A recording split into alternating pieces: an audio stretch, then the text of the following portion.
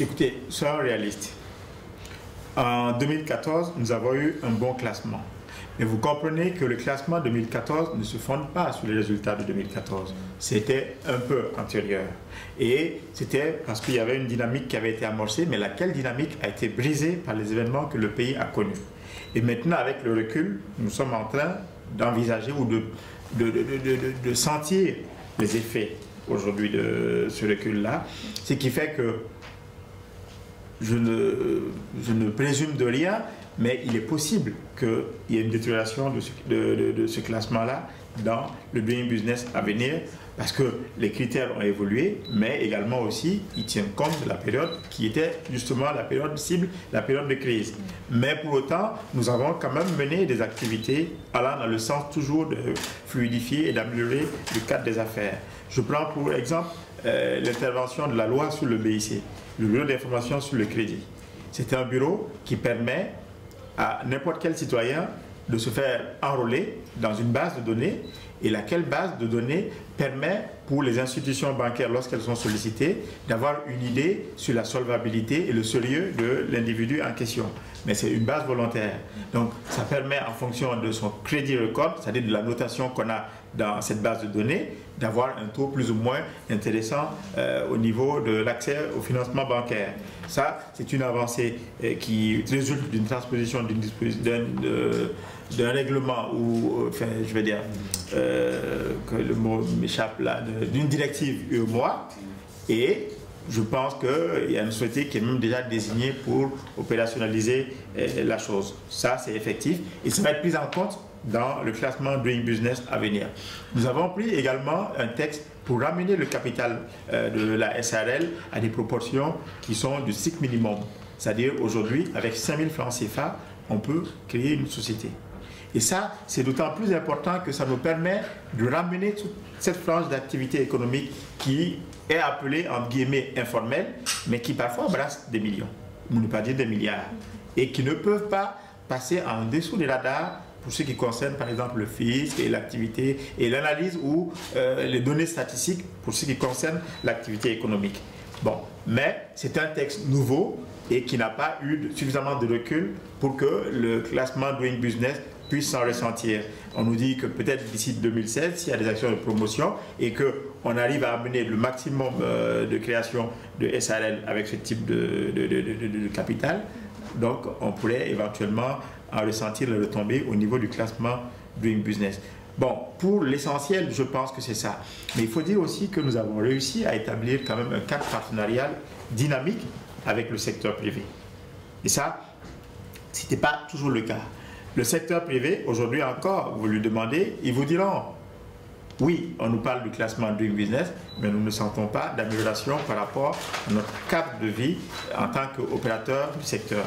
Et là, nous travaillons à essayer d'être le plus près possible de leurs attentes. Et cela, il n'y a pas meilleure façon que de pouvoir établir un dialogue. Et donc, il y a le cadre de ce dialogue-là qui est établi par des textes et qui nous permettent périodiquement, ne serait-ce qu'une fois par trimestre, de rencontrer les représentants du secteur. Et d'ailleurs, dans le cadre d'une réunion qui est présidée par le Premier ministre en personne, et d'évoquer les problèmes et également aussi de nous donner des balises pour suivre l'évolution des dossiers. Parce que après, les recommandations de ces réunions mixtes sont traduites en instruction par le Premier ministre, avec donc notre département pour les mener à bon port. Donc c'est autant d'éléments qui, je pense, mis bout à bout, peuvent amener à faire changer un peu les choses. Et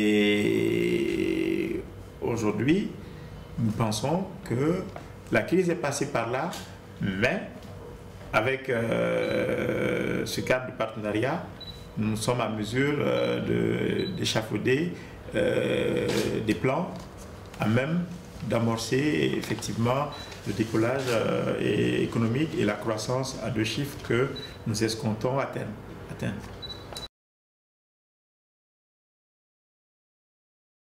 Le PSO, comme vous le dites, c'est bien le plan stratégique et opérationnel, est en fait la résultante d'un processus de dialogue et dont la finalité est de travailler à bâtir une stratégie pays pour un développement de l'environnement des affaires pour un Mali propice et émergent, l'amélioration de l'attractivité du pays en termes de destination pour les investissements directs étrangers, et ensuite la facilitation de la pratique des affaires au Mali, et enfin donc le renforcement des réformes structurelles et des capacités, notamment des structures qui interviennent dans le cadre de l'amélioration de ces cadres des affaires, notamment la CTRK et l'opérationnalisation récente également du secrétariat technique permanent.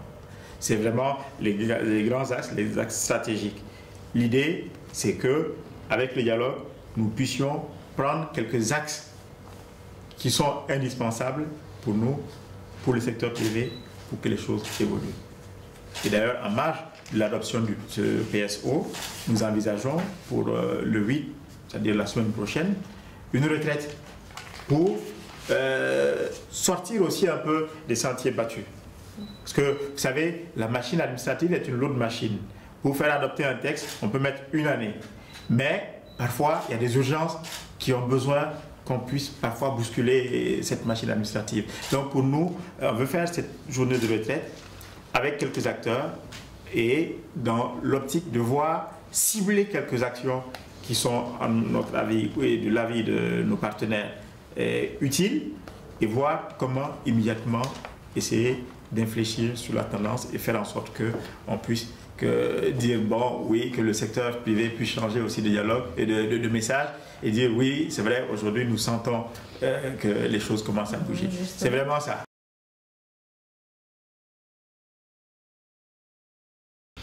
C'est une bonne question, mais par contre, je la nuance. Aujourd'hui, en tout cas, tel que je le retiens des discussions que j'ai avec le secteur privé, ils ne diront pas qu'il y a une fiscalité trop lourde, mais ils disent plutôt qu'il y a une fiscalité mal répartie. C'est-à-dire que nous avons très peu de contribuables qui payent pour tout le monde. Donc aujourd'hui, le souhait du secteur privé est que, effectivement, il y ait un meilleur rééquilibrage des charges fiscales entre les différents intervenants dans le secteur. Vous avez des gens qui brassent le milliard et qui sont encore dans l'informel. Ça, c'est des choses qui sont anormales. Et les rares qui sont assez structurés et formels ont la forte pression de l'État à chaque fois qu'il y a des besoins d'atteindre des seuils fixés. On va voir les mêmes et puis on leur impose des choses. Donc, je pense qu'il y a besoin d'un rééquilibrage et l'État en est conscient. Ensuite, il y a aussi le problème récurrent du contentieux fiscal.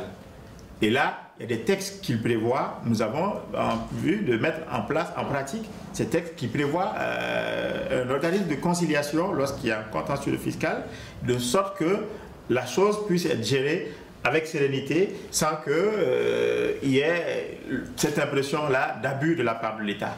Donc, nous en sommes conscients, nous y travaillons. Mais aussi, convenez avec moi, aucun État ne se construit sans que chacun mette la main à la poche. Donc, sans impôt, il n'y a pas d'État. Hein? Et je ne pense pas que nous ayons une pression fiscale au Mali qui soit au-dessus de la moyenne dans la sous-région.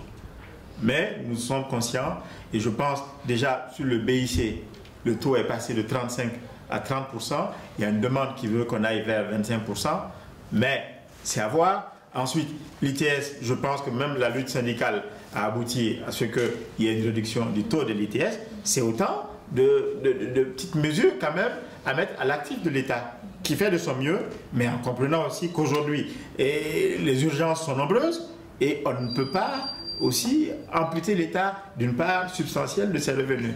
Mais encore une fois, il s'agit pour nous de travailler à rééquilibrer pour que le maximum, pas le maximum, que tous les citoyens supportent la même charge contributive en fonction de ses revenus. Voilà.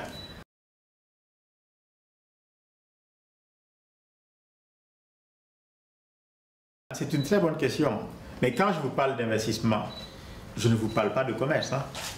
L'investissement, c'est dans l'optique de réaliser une activité productive, c'est-à-dire l'industrie.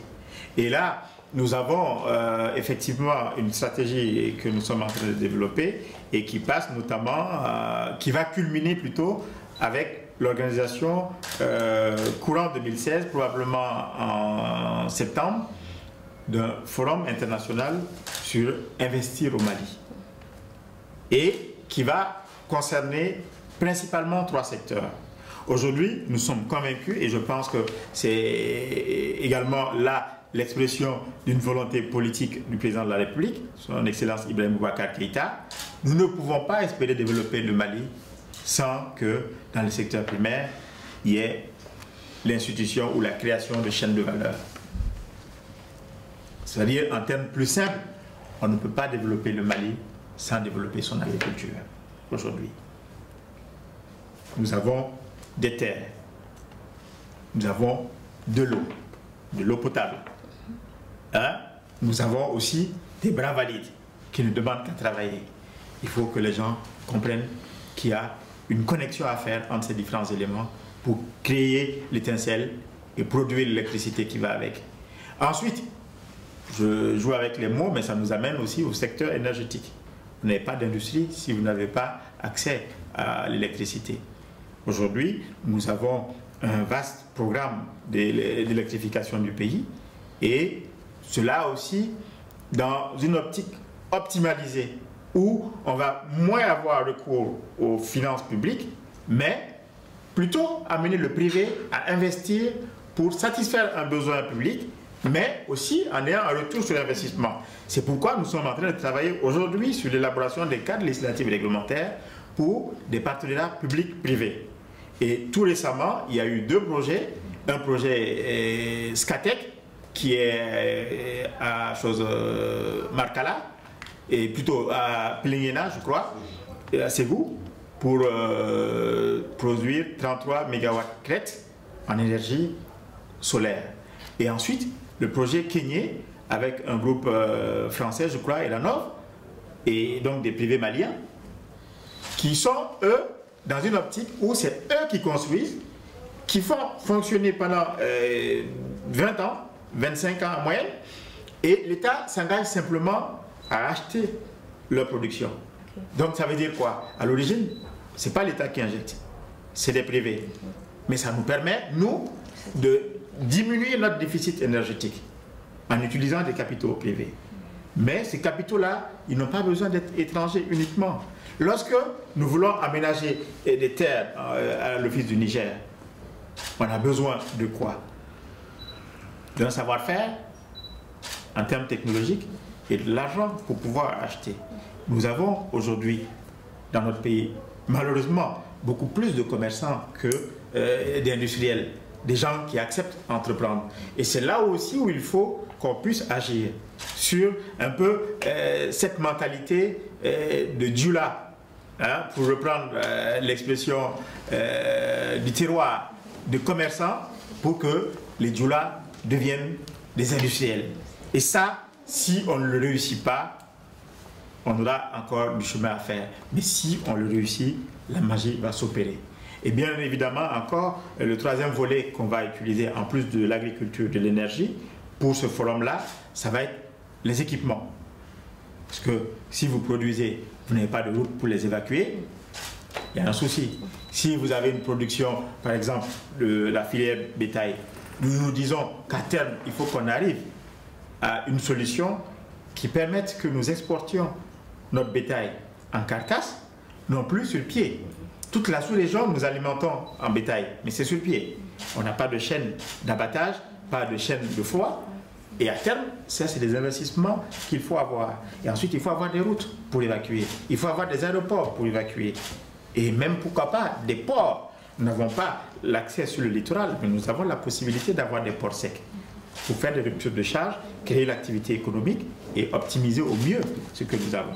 Donc, c'est vraiment un vaste programme, ambitieux, mais je pense aussi que c'est un programme qui se tient. C'est-à-dire, vous avez vu, il y a une articulation, une cohérence dans tout cela. Et nous pensons que si nous arrivons à avoir l'adhésion, et normalement ça devrait être le cas parce que ce document, il est élaboré de façon participative, et même avant de le soumettre aux autorités maliennes, aux plus hautes autorités, nous allons avoir cette session de vendredi qui est une session de validation avec le secteur privé. Parce que, encore une fois, nous sommes convaincus qu'on ne peut rien faire en solo. Eux, ils ne peuvent pas, le secteur privé, aller loin sans l'accompagnement de l'État. Et l'État non plus ne peut pas se permettre certains types d'investissements sans avoir recours aux capitaux privés. Mais il est essentiel de comprendre que les capitaux privés aussi, dans les coffres, c'est un vrai gâchis. Et nous avons aujourd'hui un pays où les banques sont sur liquide, où les individualités sont sur liquide, où l'État n'a pas la liquidité, mais où les besoins sont énormes. Donc il faut vraiment qu'on puisse faire le lien entre tout ça, hein, et que ça prenne.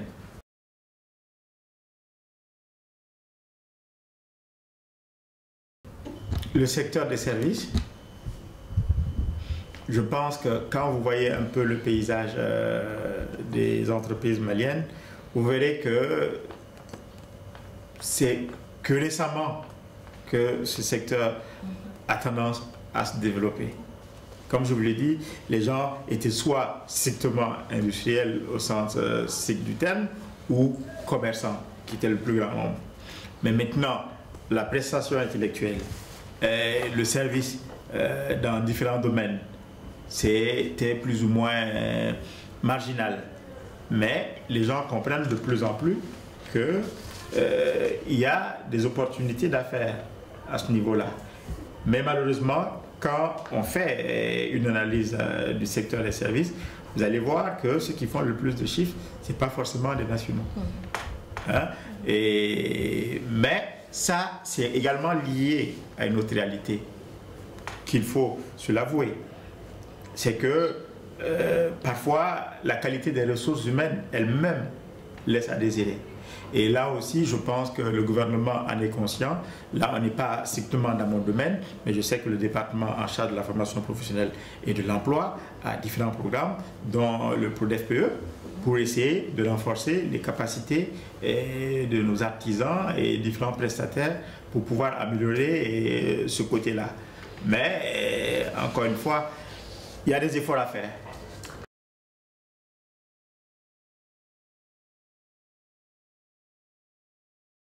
Okay. Les dispositions de l'OADA ou le texte que nous avons pris pour amener le capital de la SARL date de fin mai 2015. Donc il y a de cela 2 ou 3 mois. Mais nous avons effectivement dans le PSO une stratégie de communication. Nous ne pouvons pas vendre la destination Mali sans communiquer. Et nous sommes conscients que la communication est un levier essentiel sur lequel nous devons jouer. Donc, il est prévu des sessions avec les acteurs cibles. Hein? C'est-à-dire que quand on fait une SAL à 5 000 francs CFA, c'est sûr que ce n'est pas l'opérateur qui a déjà des sociétés avec plusieurs milliards de capitaux qui va être intéressé. Mais nous allons voir tout ce monde-là qui évolue, comme je l'ai dit, dans l'informel, comment les réunir dans le cadre des ateliers, mais également aussi faire des prospects, des documents ou des flyers qui puissent aller vers eux, les toucher individuellement, mais les toucher également à travers les organisations fêtières qui les regroupent. Donc, il y a toute une panoplie d'actions qui sont envisagées pour vulgariser cette société à la limite simplifiée, mais également aussi pour promouvoir dans l'ensemble la destination Mali comme étant une destination des affaires. Et pour ça, nous allons nous baser sur l'expertise nationale, mais également aussi nous inspirer des bonnes pratiques ailleurs. Et nous avons vu incessamment des voyages d'études dans certains pays qui ont des modèles de réussite dont nous pouvons nous inspirer parce que c'est à peu près une réalité.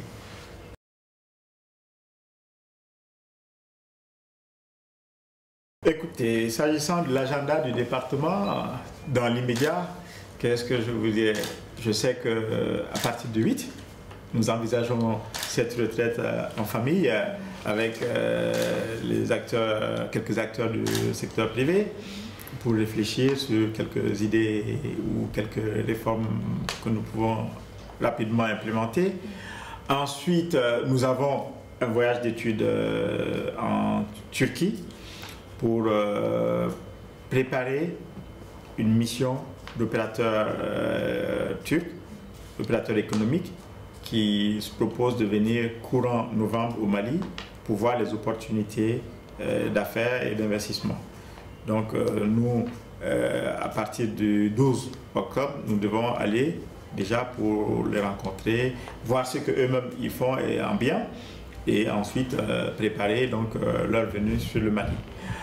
Ensuite, toujours courant le mois d'octobre, nous avons une journée secteur privé qui est prévue le 21 à Paris avec le MEDEF et puis comment ça s'appelle, Business France, pour parler du Mali et les opportunités avec les opérateurs et hommes d'affaires français. C'est un petit déjeuner de travail, mais qui va s'étaler sur toute la journée. Mais nous pensons d'ailleurs que au début, c'est-à-dire pour la phase petit déjeuner, nous aurons le privilège de recevoir le président de la République, qui lui-même serait normalement en visite d'État en France. Et le 22, c'est un forum international sous l'égide de l'OCDE à Paris pour réunir des partenariats autour non seulement de la relance économique du Mali, mais surtout comment nous aider à consolider les assises de la paix amorcées par l'accord issu du processus d'Alger. Et ce rendez-vous du 22 enregistrera en principe la présence du président malien, son Excellence Ibrahim Boubacar Keïta, mais aussi du président français, son Excellence François Hollande. Donc c'est des rendez-vous majeurs et je vous dirais qu'en plus des présidents, bien sûr, il y a tous les partenaires et amis du Mali qui devront être présents à cette rencontre-là. Donc ça, c'est pour le mois d'octobre. Et en novembre aussi, nous avons différentes activités qui sont prévues.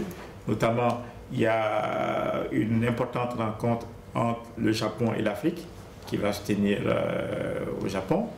Et également, il y a un sommet Afrique-Inde, donc sur lesquels également nous restons mobilisés. Parce que vous comprenez que le Japon, l'Inde sont des destinations majeures pour quelqu'un qui veut non seulement s'industrialiser, mais également aussi s'inspirer de modèles de réussite, parce que vous comprenez que l'Inde, à l'origine, était un pays qui était à peu près dans le même type de difficultés, mais qui a réussi un décollage aujourd'hui, et dont nous pouvons vraiment nous inspirer et également opérer des transferts de technologie.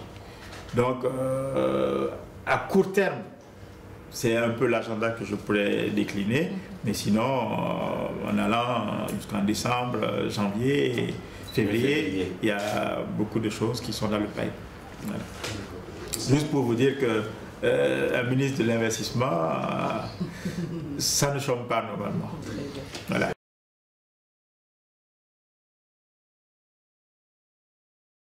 Exactement le mot que j'allais utiliser. Moi-même, je me définis comme étant un VRP, le VRP même du Mali. C'est-à-dire que, vous savez, la diplomatie a différentes facettes. Hein? Maintenant, le volet économique de la diplomatie, je pense qu'il doit être incarné par ce département-là qui doit travailler à rendre la mariée belle. Voilà.